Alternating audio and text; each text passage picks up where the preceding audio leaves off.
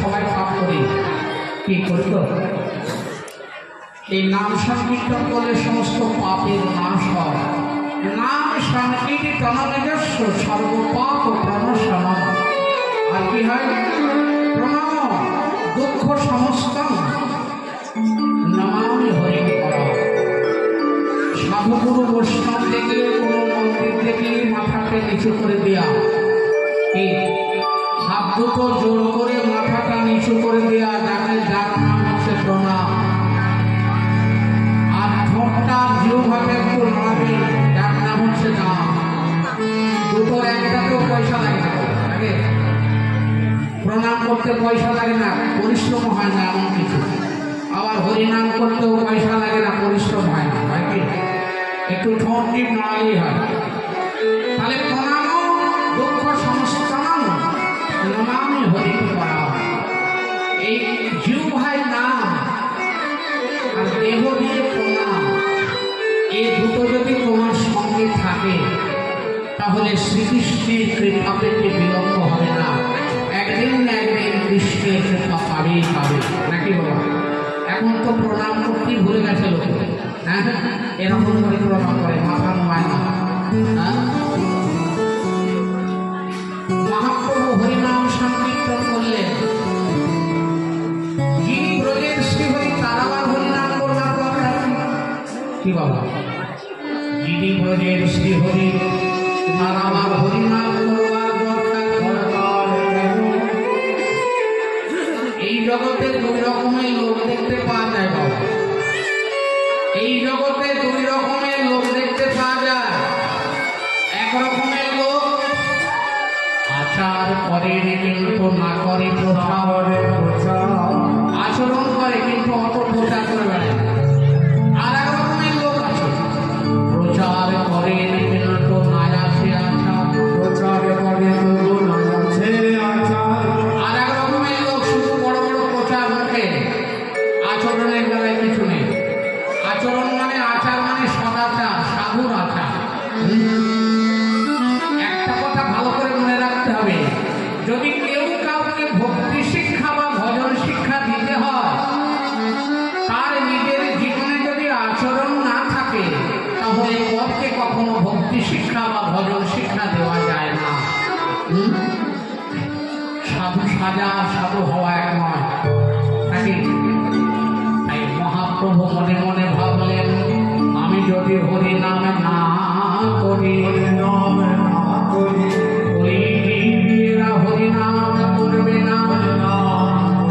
না, আমি যদি কৃষ্ণ বলে না কাঁদি, কৃষ্ণ বলে না কাঁদি, কৃষ্ণ বলে কাঁদে, বলে কৃষ্ণ বলে কাঁদে না, আর না কাঁদলে উদ্ধার পাবে না।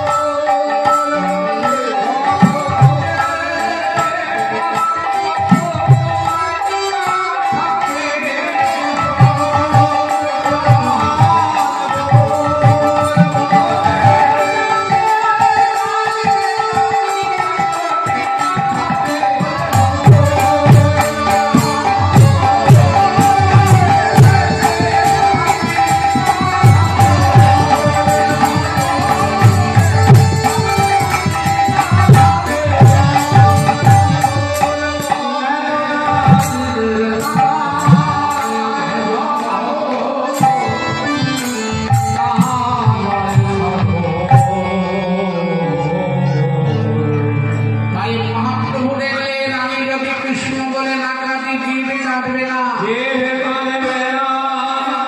আপনি আচরি ধর্ম জীবের শেখায় আচরণ না কইলে ধর্ম শেখানো না যায় আপনি আচরি ধর্ম জীবের শেখায় আচরণ না কইলে ধর্ম শেখানো না যায় হরিনাম বললে কি কি হয় হরিনামকে আশ্রয় করলে শ্রীহরিকে আশ্রয় করা হয় হরিনাম আর শ্রীহরি আলাদা নয় হরিবল নাম চিন্তামণি কৃষ্ণ চৈতন্য নিত্য মুক্ত পূর্ণ শুদ্ধ অভিন্নয় আত্মা নামিন শ্রীকৃষ্ণের মধ্যে যা যা শক্তি গুণ আছে হরি নামের মধ্যেও তাই তাই আছে তাহলে হরি নামকে আশ্রয় করলে শ্রীকৃষ্ণকে আশ্রয় করা হয় নাম আর নামে আলাদা নয় হরিবল ভব সিংহ প্রবদিষ্ট হরিচন্দন বর্ণনম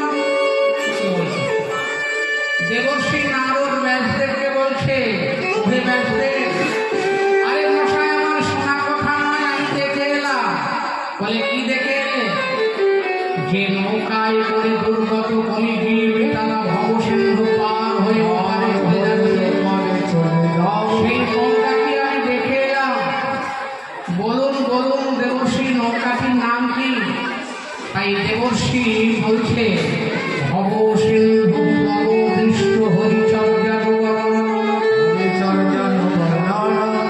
ভবসিন্ধু মানে সংসার সমুদ্র প্লব মানে ভেলা বা নৌকা দৃশ্য মানে দেখে এলাম হরিচর্যা বর্ণনম ভগবান শ্রীকৃষ্ণের নাম লীলা শ্রবণ কীর্তন স্মরণ এইগুলো করতে করতে এই ভগবান শ্রীকৃষ্ণের নাম শ্রবণ কীর্তন রূপ ভেলাই করে দুর্গত হরিহরীর তারা দুবাহু বলে হরি বল বলতে বলতে অনায়াসে ভবসিন্ধু পার হয়ে যায় অনায়াসে ভবসিন্ধু পার হওয়া যায়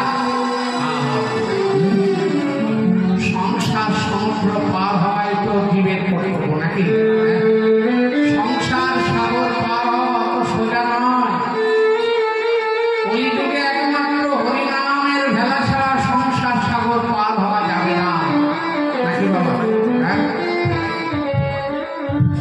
জলের সাগর পার হওয়া যায় স্টিমারে করে নৌকায় করে নাকি কিন্তু যেহেতু এটা ভবসাগর ভব সংসার সাগর এখানে জল নেই তাহলে এখানে কি আছে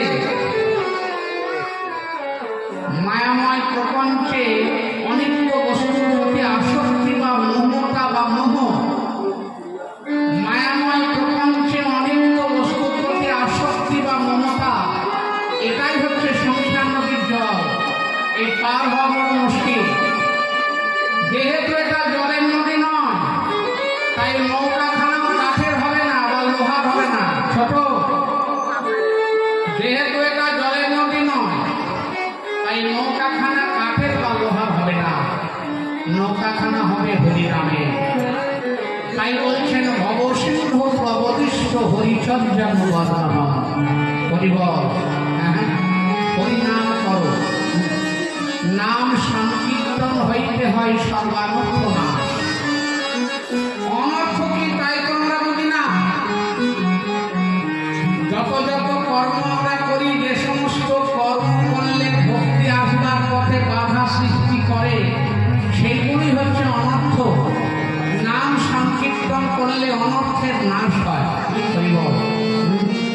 শ্রবণ কীর্তন স্মরণ অর্চন বন্ধন কি আগে শ্রবণ আগে কীর্তন নয় আগে শ্রবণ আগে কীর্তন নয় শ্রবণ না করলে কীর্তন হয় না তাহলে শ্রবণ কোথায় গেলে হবে সাধু সঙ্গ হইতে হয় শ্রবণ কীর্তন হইতে হয় জীবের অনর্থ নিবর্তন অনর্থ নিবৃত্তি হইতে ভক্তের নিষ্ঠা হয় নিষ্ঠা হইতে শ্রবণাদিতে রুচি উপজয় রুচি হইতে চিত্তে জন্মে আসক্তি করতে আসক্তি হইতে হয় রতির অঙ্ক সেই রতি গাঢ় হলে ঘরে প্রেম না সেই প্রেমে প্রয়োজন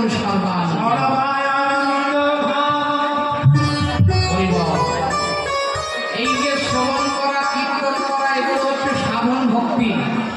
শ্রবণ করা, কীর্তন করা, অর্চন করা, বন্দন করা, এগুলো সব সাধন ভক্তি। যে ভক্তি দিয়ে সাধনা করা হয় তাকে বলে সাধন ভক্তি। যে ভক্তি দিয়ে সাধনা করা হয় তাকে বলে সাধন ভক্তি। এই সাধন ভক্তি দিয়ে সাধনা করতে করতে ভক্তি যখন গাঢ় হয় তখন তার নাম হয় প্রেম।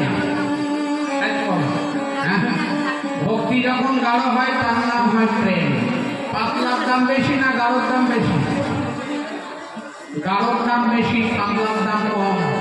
গাঢ় আস্বাদনেও বেশি হয়, তাই না? যেমন রসের দাম কম, গুড়ের দাম বেশি।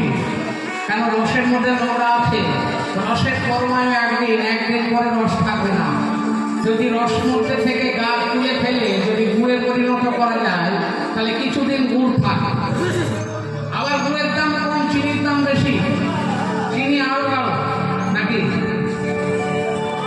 রসের মধ্যে নোংরা আছে এবং গুড়ের মধ্যে আছে। আবার চিনির দাম কম, মিষ্টির দাম আরো বেশি।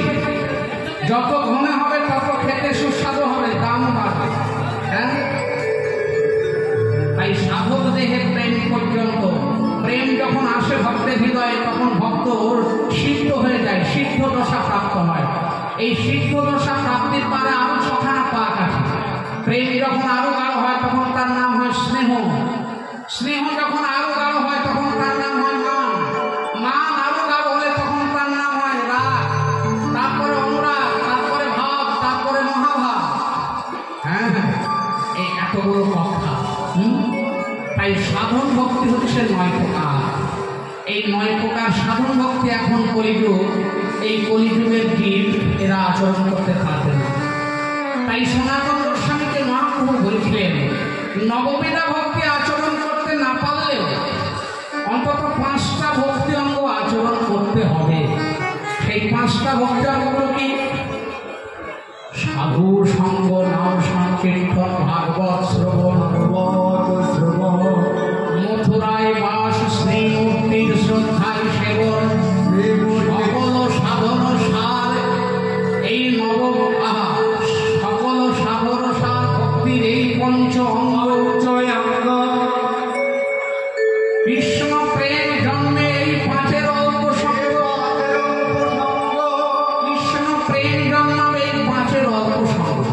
কি করতে হবে না? সাধু সঙ্গ করতে হবে, নাম সংকীর্তন করতে হবে, ভাগবত শ্রবণ করতে হবে। মথুরায় বাস, মথুরায় বাস মানে বৃন্দাবন। মথুরা জেলার মধ্যে বৃন্দাবন, তাই মথুরায় বাস মানে বৃন্দাবনে বাস। যদি সাধ্য হয় তাহলে দেহ নিয়ে, আর যদি সাধ্য না হয় তাহলে মানুষে মনের দ্বারা। আর শ্রীমূর্তির শ্রদ্ধায় সেবন, মূর্তি পূজা করতে হবে। ভগবানের বিগ্রহকে সাক্ষাৎ বিগ্রহ জেনে তাকে পূজা করতে হবে। তাই মহাপ্রভু প্রিয় ভক্তগণ সঙ্গে করে নিয়ে সুরধনীর তীরে আগে হরিনাম সংকীর্তন করছে। আরে করে হরি সংকীর্তন,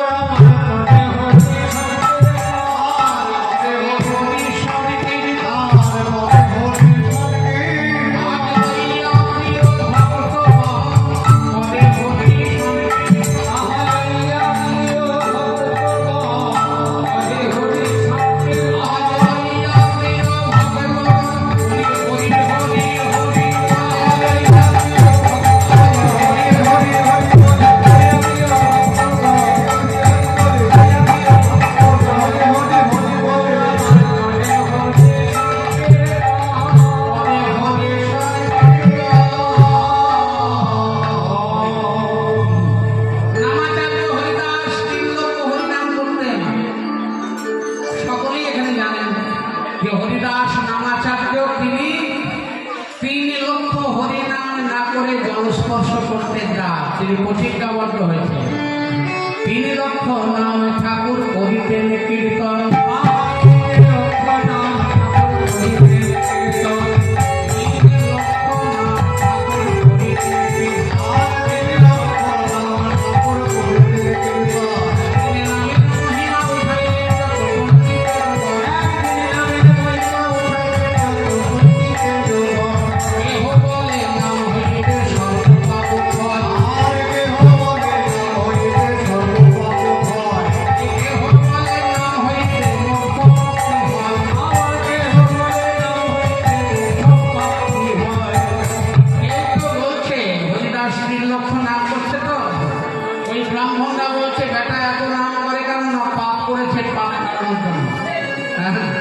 কেউ বলছে মুক্তি পাওয়ার জন্য।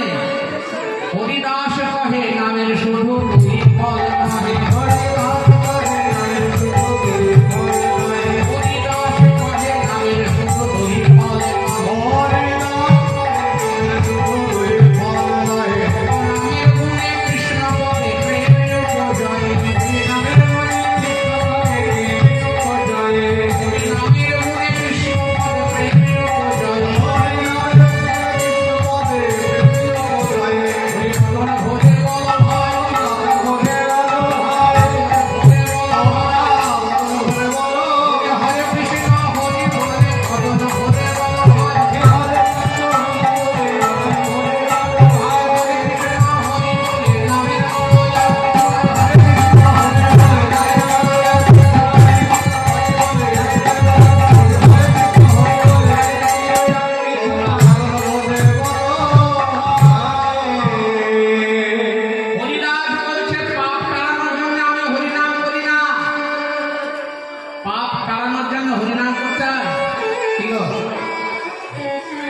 নামের আভাসই পাপ চলে যায়।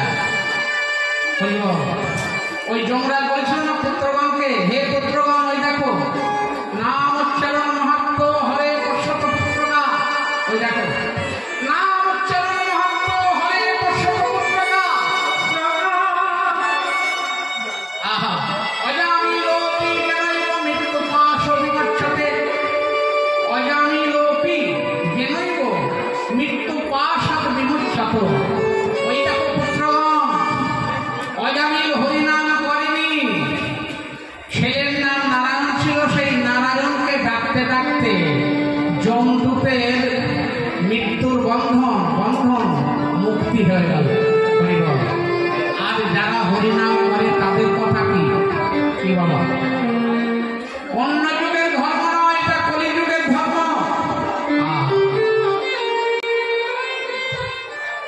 অন্য যুগের সাধন লোহা হইবার মতো পরিশ্রম বেশি, টাকা কম, মানে ফল কম। যোগ মারবো, জ্ঞান মারবো, ধ্যান মারবো, পরিশ্রম বেশি, ফল কম। কিন্তু কলিযুগের সাধন পরিশ্রম কম, ফল বেশি। পরিশ্রম কম, ফল বেশি। যেমন ধরেন একজন মাথায় করে লোহা নিয়ে যাচ্ছে বাজারে বেচতে, ওই যে ভাঙা লোহা কিনে নিয়ে যায় না, তা এক বস্তা ভাঙা লোহা বাজারে নিয়ে মাথায় করে গরমের মধ্যে কত টাকা বেচবে? আর তার পিছনে যদি কেউ একটুখানি সোনা পকেটের মধ্যে করে নিয়ে যায়, তারই বা কি পরিশ্রম হবে? তাহলে ও বেচবে 1000 টাকা, এ বেচবে 1 লক্ষ টাকা, তাহলে দুজন ঝগড়া করবে। যাই পরিশ্রমী এত পরিশ্রম করে 1000 টাকা বেচলাম, টাকা ভাগ দিতে হবে, এই ঝগড়া করে কোনো লাভ হবে? হবে না। অন্যান্য যুগের সাধন লোহা বইবার মতো পরিশ্রম বেশি, ফল কম। কলিযুগের সাধন পরিশ্রম কম, ফল বেশি। হরিনাম করলেই হয়। হরিনাম করা, জিহ্বা নাড়ানো, ঠোঁট নাড়ানো। অজামিল ব্রাহ্মণ ছেলে ছিলেন, ব্রাহ্মণ সন্তান। ওই কান্নকুঞ্জে বাড়ি ছিল অজামিলের। এমন কোনো পাপ নেই যে দুষ্ট অজামিল করেনি। সেই অজামিল উদ্ধার হয়ে গেল। কি করে গেল? অজামিলের ছোট ছেলেটা নাম রেখেছিল নারায়ণ। যখন যমদূত অজামিলকে বাঁধছে, অজামিলের মুহূর্ত সময়, তখন উনি ভয়ে, যমদূতদের ওই চেহারা দেখে ভয়ে নারায়ণ নারায়ণ করে দেখছে। নারায়ণ করে যখন ডাকলো, নারায়ণ নামে 4টে অক্ষর। উনি বৈকুণ্ঠে, নারায়ণ অজামিলকে বৈকুণ্ঠে নিয়ে যাওয়ার জন্য 4 জন দূতকে পাঠিয়েছে। এদিকে যমদূতরা এসে অজামিলকে বাঁধছে। নারায়ণের দূত এসে বলছে, তোমরা কারা? বলছে, আমরা যমদূত। তো অজামিলকে নিয়ে যাচ্ছ কেন? বলে, তোমার বাড়ি। কেন? অজামিল তো হরিনাম করলো। বলে, কোথায় হরিনাম করলো? অজামিল তো ছেলেকে ডাকছিল। বলে, ছেলেকে ডাকুক আর যাকেই ডাকুক, অজামিলের ছেলেকে ডাকুক আর আমাদের প্রভুর নামই করুক। বলে, নামে তো করেছে,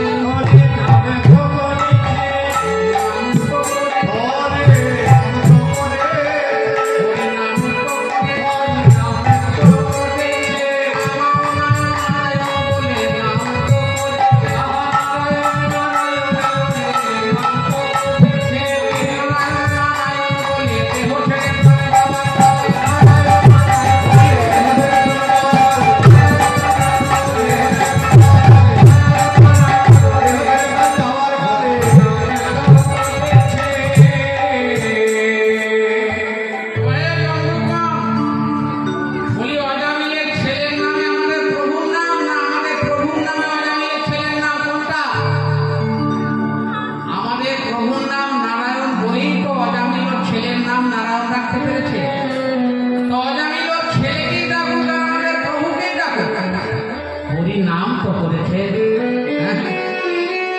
এই হচ্ছে নামের ফল। যে ছেলেকেও যদি ডাকা যায় ভগবানের নামে, ভগবান তারও ফল দিয়ে দেন, ভগবান তারও ফল না দিয়ে পারেন না। হরি বল, হরি বল। তাহলে অজামিলে কি হলো? মৃত্যু পাশ আর বিমুচ্ছতে, মৃত্যু পাশ মুক্তি হয়ে গেল অজামিল। আবার বহুদিন তিনি হরি ভজন করেছিলেন, হরিনাম করে। হরি বল। তাহলে হরিনাম কি বলছে? হরিনাম বিশ্বাসহীন বিশ্বাস পদার্থ ভবিষ্যৎ আবল্য দেব যত্তব্যং হরির নামই। তাই নামাচার্য হরিদাস বললে, দেখো পাপ কাটানোর জন্য হরিনাম আমি করি না, মুক্তি পাওয়ার জন্য হরিনাম করি না। তাহলে হরিনাম করো কেন? না, হরিনামের আদি ফল হচ্ছে কৃষ্ণ চরণে প্রেম এনে দেওয়া। হরিনাম করলে গোবিন্দের চরণে প্রেম হয়, আর প্রেম থাকলে প্রেমের ঠাকুরকে আকর্ষণ করে নাকি? প্রেমের ক্ষমতা হচ্ছে আকর্ষণী। প্রেম যদি ভক্তের হৃদয়ে থাকে তাহলে ভগবান যেখানেই থাকুক না কেন প্রেমে ভগবানকে আকর্ষণ করে ভক্তের হৃদয় ঘরে পৌঁছে দেবে। হরি বল। তাহলে হরিনাম করে কেন? না, হরিনামের আদি ফল হচ্ছে প্রেম।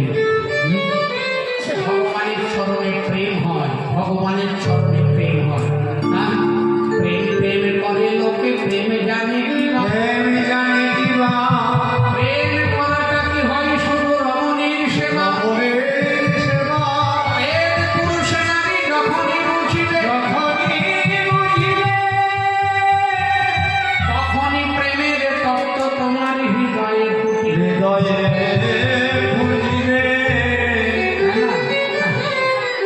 প্রেম তো এখানকার বস্তু না। হরিনাম করতে করতে, হরিনাম করতে করতে, সাধন ভক্তি করতে করতে যখন গাঢ় হবে ভক্তিটা, তখন তার নাম হবে প্রেম। কত হরিনাম করলাম আমরা, তো কম করি না কি? যেখানে হরিনাম হয় সেখানে শুনি, যেখানে হরিনাম গায়